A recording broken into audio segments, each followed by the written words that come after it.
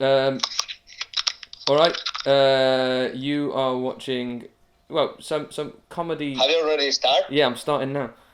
Okay.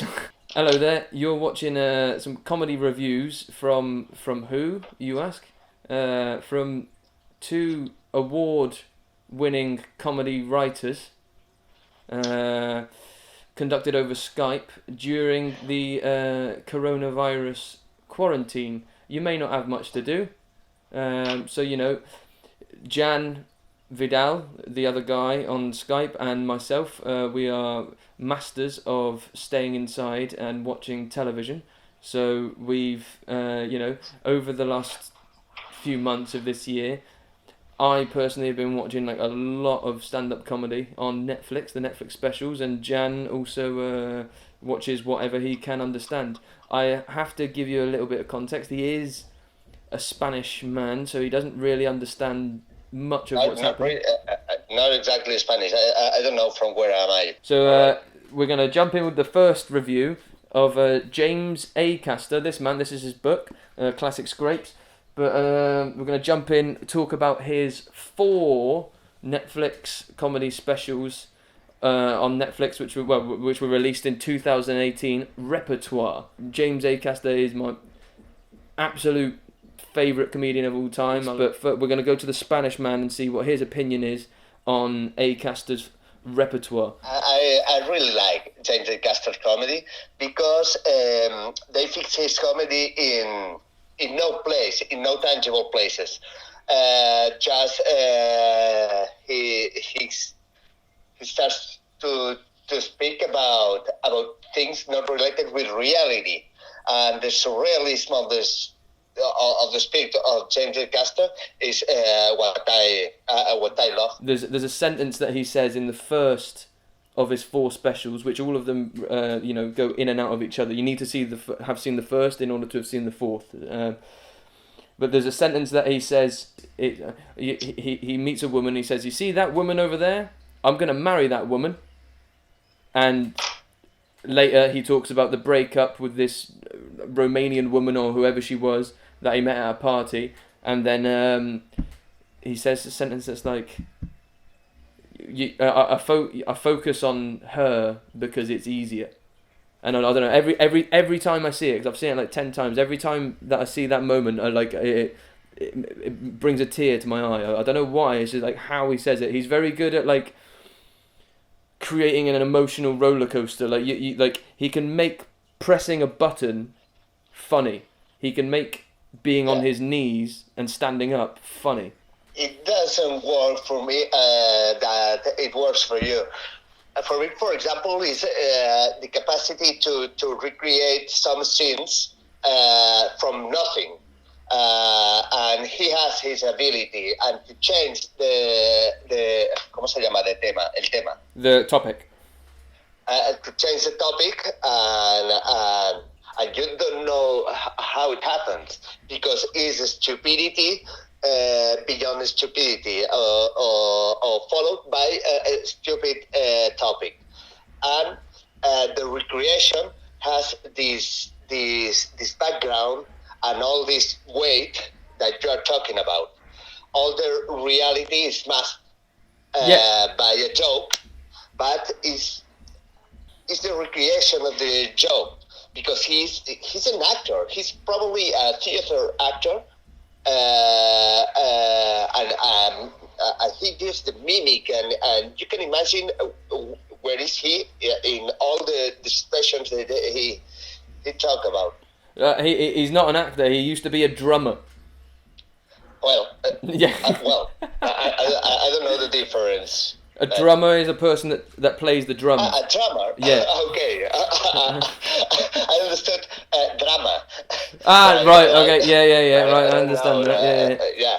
I think when you watch a comedian that you really like, you don't just enjoy their comedy. You enjoy the person, don't you? Like you buy into the whole package. You listen to one guy telling some jokes or whatever, and then little by little, like for me, Acaster became a bit of an obsession, and like I've tried to mimic his style in my well, you've seen what I do, haven't you? And you're like, and I like, I think his mannerisms, his way of speaking, how facial expressions, and just like what sense of humor is like. And the gestures. Don't forget the gestures when he's doing the shit of a detective guy or the spy.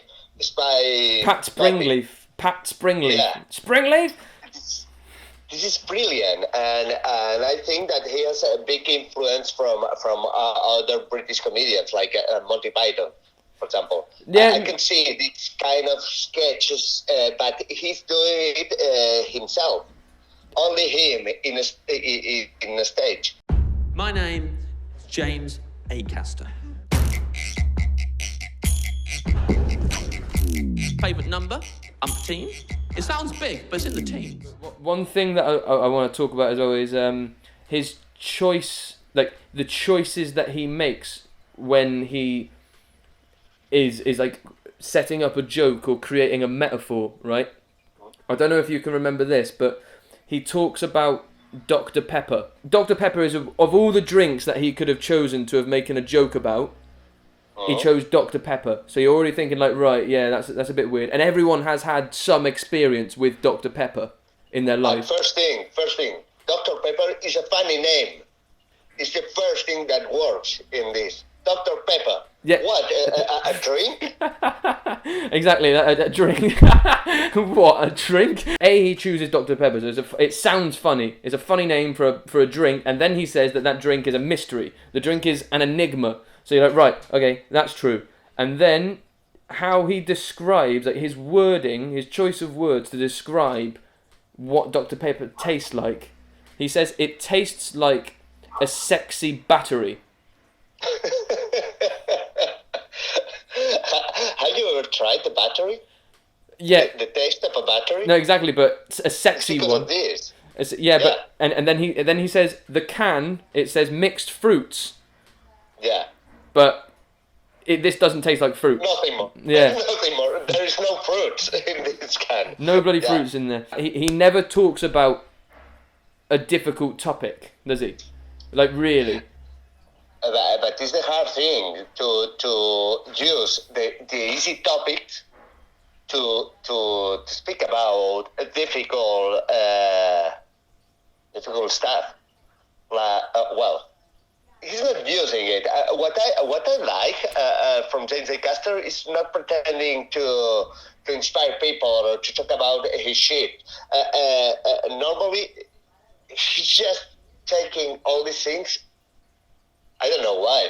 Why he uses this kind of material to build his monologues? Well, I think that's like part of the personality he's trying to portray. Like his character is not touching any hard topics. He's not like Bill Burr or Louis C.K. going onto a stage and shouting obscenities about rape and stuff like that, is it? I think the hardest joke he has is about Brexit, and he makes a comparison with a cup of tea. Yeah. This is great. Yeah. But even when he touches like a topic that is in society, because most of his choices of topics to make his monologue about, they're nothing to do with society in any way, really, are they? And this is the thing. Yeah, I think that it's not up to us like a human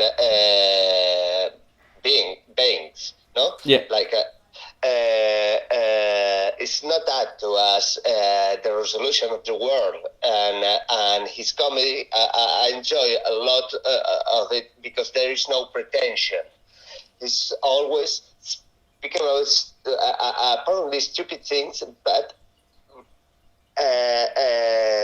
make the real thing of the what I understand, like the really thing we look for in comedy, that is to have a great time and be funny. And be funny, yeah.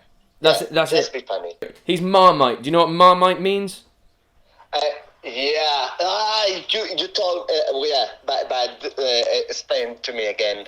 you like Marmite is like that yeast spread that you put on toast, but people either love it or they hate it. Liam Gallagher, yeah. Marmite. James Acaster, I think, is Marmite. A lot of I've showed him to a lot of people and they've gone, nah, not for me. But if you like that type of humour, Acaster is the man. Like for me, he's absolutely the man. And we're going to close the Acaster conversation in English now. Yeah, please. But because I need another beer. Like my rating for Acaster, honestly, from the list of comedians from Netflix specials that I have, James Acaster's Repertoire is the only one that's a 10 out of 10 for me personally.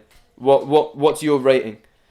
I'm more exigent than you, but he has an 8. 8 under. What? 8 out of. 8 out of 10. Right, I take that. That's an average of 9. So James Acaster, 9 out of 10, but a 10 really.